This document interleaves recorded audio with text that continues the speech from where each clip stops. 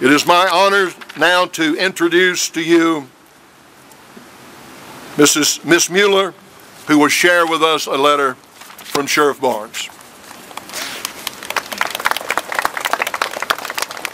Good afternoon. My name is Cammie Mueller, and it is my honor today to read the words of Sheriff B.J. Barnes, the Sheriff of Guilford County.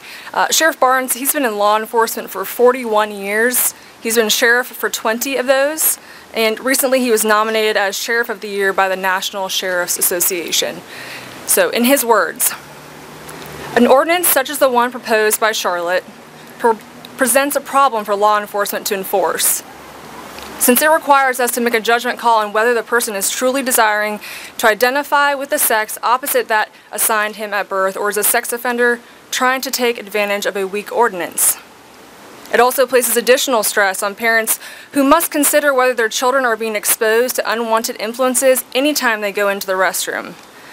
The desires of a handful of people who are struggling with their sexual identity should not cause the majority of people to compromise their safety and privacy in public bathrooms, showers, and locker rooms. And it should not be the place of law enforcement personnel in the uncertain position of enforcing a law based on feelings and not on facts. Those are the words of B.J. Barnes, Guilford County Sheriff. In closing, I want to be very clear. We're here today to ask Governor McCrory and the General Assembly to call for a special session to overturn Charlotte's very harmful and unconstitutional bathroom ordinance.